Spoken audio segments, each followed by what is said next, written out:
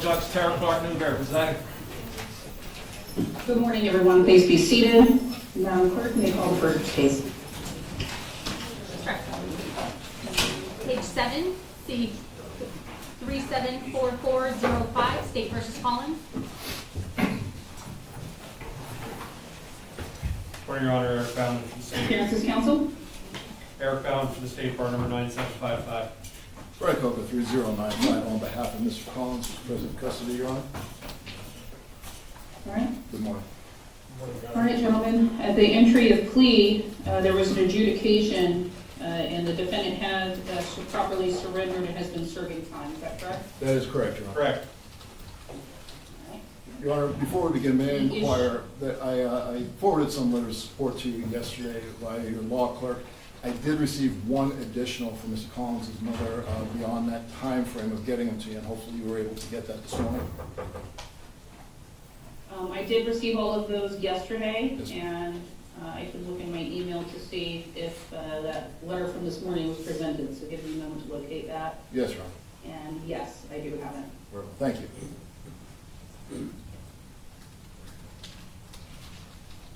Letter dated June 24th from a Ms. Coleman. Yes, Your Honor.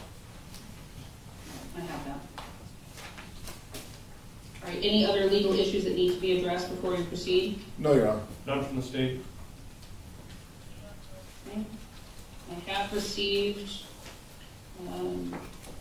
PSI. Mr. Cook, are there any issues, any Stockmeyer issues? There are not, Your Honor. All right. State, do you have victim speakers today? I do not. All right, then we will proceed with sentencing. Mr. Collins, please state your full legal name for the record. Zaon Collins.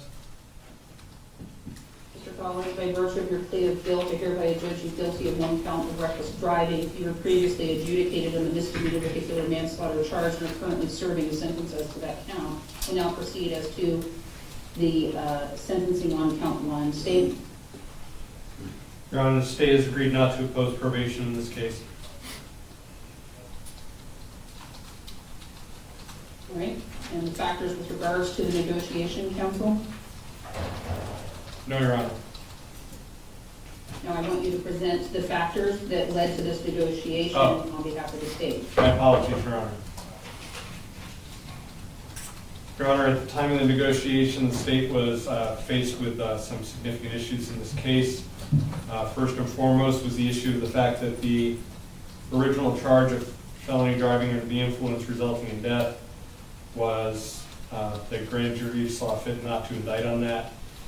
We were attempting to proceed to the Justice Court through a preliminary hearing on that charge. However, it was up in the air as to whether the Supreme Court would ultimately allow for that to proceed, considering the no bill on the charge previously. Additionally, the state had concerns over the change in the DUI marijuana statute that took place very shortly after this incident. Additionally, we received input from the victim's family, which was generally supportive of the disposition in the case before Your Honor today.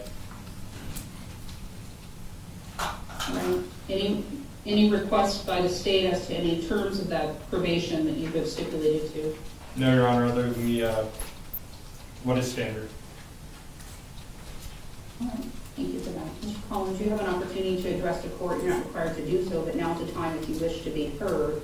Regardless of whether you make a statement, your attorney will be able to speak on your behalf. Is there anything you'd like to say, Mr. Collins? Hello, Your Honor. I'd like to start off by sending my sincerest apology to the family that was involved and impacted from this accident. I understand I hurt many people with the road of my accident by recklessly driving, and I'm truly sorry. It's something I have to live with the rest of my life also. Since this accident, I've really matured and grown as a young man.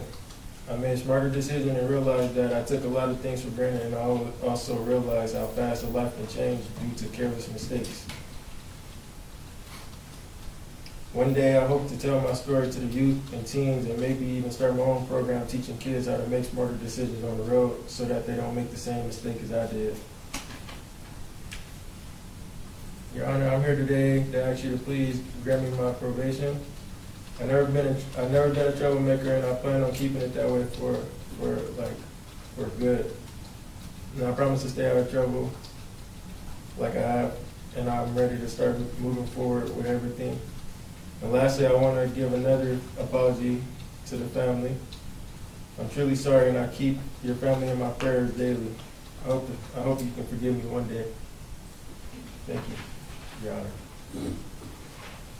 Thank you, Mr. Collins. Mr. Coker? Thank you, Your Honor. Your Honor, I know that this case came before you, and initially you had some questions regarding the resolution which Mr. Baumann put on at the time of the negotiation in this matter, and as again stated before the court today.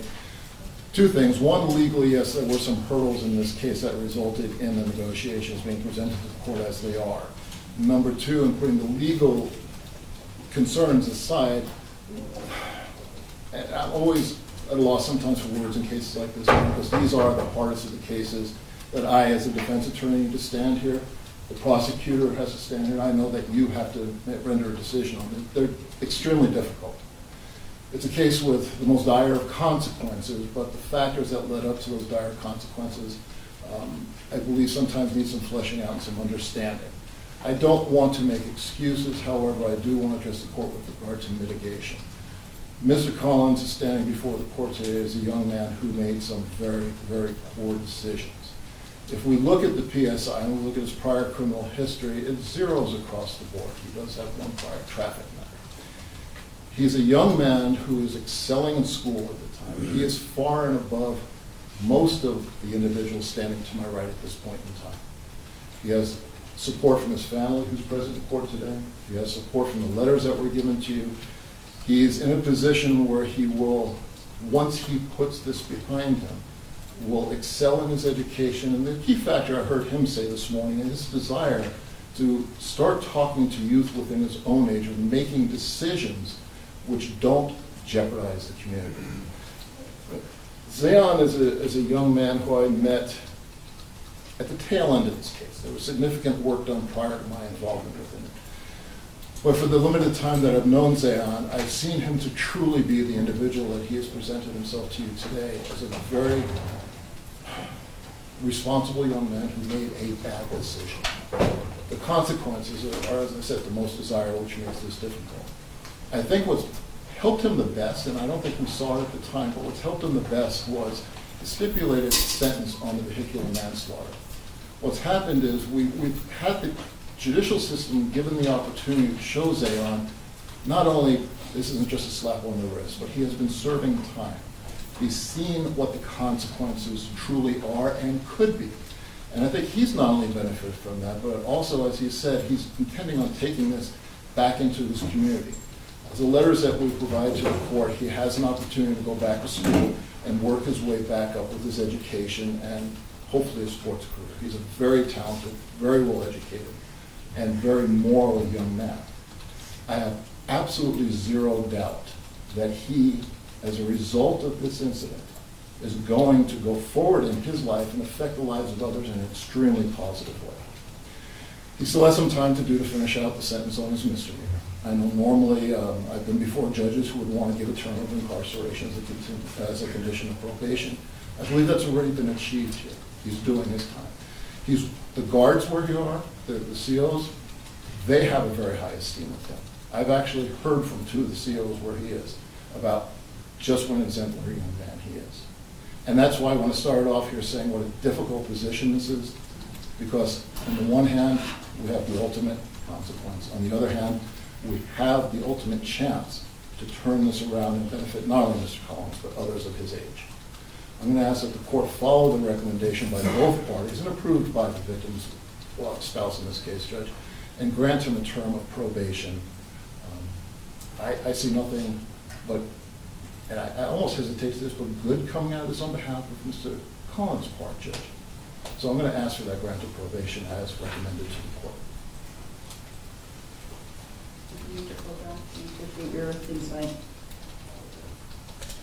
Mr. Collins, by virtue of your plea of guilt, this court having to judge you guilty of one count of reckless driving, hereby sentence you 28 to 72 months in the Nevada Department of Corrections. And I will suspend that sentence and place you on probation that is fixed for 36 months. While you are on probation, the following conditions will apply. I have provided a maximum sentence because as your counsel acknowledged, typically in a case like this, you would be incarcerated. But I'm going to trust, based on what you have demonstrated to the court since this case started, and your words today, as well as what the district attorney's office has conveyed, is the hope that you will take this opportunity and grow from it and make amends. You cannot bring anyone back to be whole, but you can prevent other things from happening, and I'm going to give you that opportunity on probation to do exactly what you said you're going to do. So on probation, you will have to do 100 hours of community service, and I hope that you will do that in something that deals with drunk driving, reckless driving, anything along those lines that would help other youth avoid the same fate.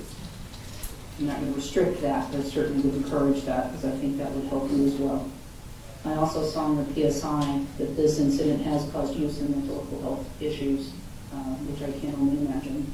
And so we're going to get a mental health evaluation and get you some counseling and some treatment to help you deal with the ramifications of what has occurred here. All right? Also going to do a substance abuse evaluation. We need to go and get both of those done. We're going to get a referral from the P&P officer to mental health, for mental health and substance abuse. It can be all in one if there's a treatment program that's appropriate, but you need to get the evaluations completed separately and bring those back to the court to show proof. Given, what is his estimation expiration date on the count 2 sentence? I believe it's, I don't have the exact date, but I believe it's the first, second week in August, Your Honor. Right. So we'll set this for a status check on compliance of those evals for substance abuse and mental health late September. That would give him plenty of time to go to P&P, get the referral, and get the appointments done, and come back in and show the court that he's finished those evaluations so that we can see what the treatment plan would be. You must comply with these conditions and go through all of the counseling and treatment as recommended. Failure to do so will result in technical violations and more time at CCBC. This department takes probation very seriously, and the conditions of probation will be complied with in this case. Do you understand that, Mr. Collins? Yes, Your Honor. All right. All right. While you're on probation, these are the standard conditions are imposed, and these are the special conditions. In addition to the substance abuse evaluation and counseling, as well as the mental health, you're not to use, possess, or control alcohol or any legal or illegal substance while you're on probation without the permission of your probation officer. So if you need to take a medication that's a controlled substance because it's being prescribed, you need to take the prescription and get permission from P&P before you start taking it. Any other type of medication prescribed by a physician, as long as it's not a controlled substance, is not an issue. You and your property are subject to search anywhere that alcohol or drugs may be located, including cabinets, refrigerators, closets, nightstands, medicine cabinets, with or without a search warrant by your probation officer. You're to have no contact whatsoever with the victim or the victim's family unless otherwise approved by the court or probation. You and your digital storage media are subject to search. What that means is you must provide your digital storage media that you have access to or use, including computers, handheld communication devices, and any network applications associated with those devices, including social media and remote storage services, to a search. You shall provide all passwords, unlock codes, and account information associated with those items without a search warrant by the Division of Parole and Probation agent. If your cell phone, laptop, iPad, and any electronic device you have, you need to give your password to your probation officer. They want to inspect it. You want to make sure that you're living soberly and you're not communicating with anyone trying to obtain illegal substances. You also will comply with any curfew if it's imposed by P&P. If you have not already completed your high school diploma, you need to do that while on probation or get a GED vocational equivalent, or enroll in some type of secondary form of education unless you're full-time employed. So what that means is you're going to better yourself while you're on probation. You're either going to be working full-time or you're going to school full-time. Understood? Yes, Your Honor. All right. Any other conditions of probation that the state would like to see? No, Your Honor. I also understand that there had been a stipulation for restitution. However, I did not see in the PSI that restitution was calculated. State, what is your position on the restitution? Your Honor, I have no further information on that at this point. I just submitted. My understanding is there is an ongoing civil suit. That is correct, Your Honor. And this civil suit will resolve any of the outstanding claims of the victim for restitution? I believe so, Your Honor, yes. Mr. Coca? It's my understanding as well, Your Honor.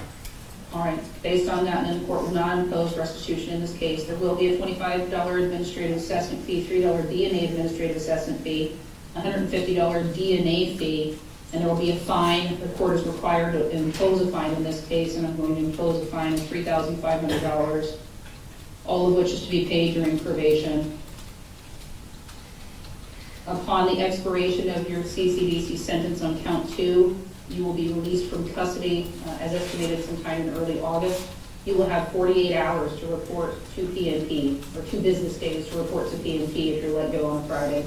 In order to start your probation, Mr. Collins, you need to promptly appear. Failure to report timely, failure to get your mental health evaluation done, and failure to do the substance abuse evaluation will result in you being incarcerated. Do you understand that? Yes, Your Honor. All right, we'll see you back here then late September. Madam Clerk, with the date. Status check's going to be September 28th at 9 a.m. Thank you, Your Honor. Thank you, Your Honor. Go back to Mr. Collins.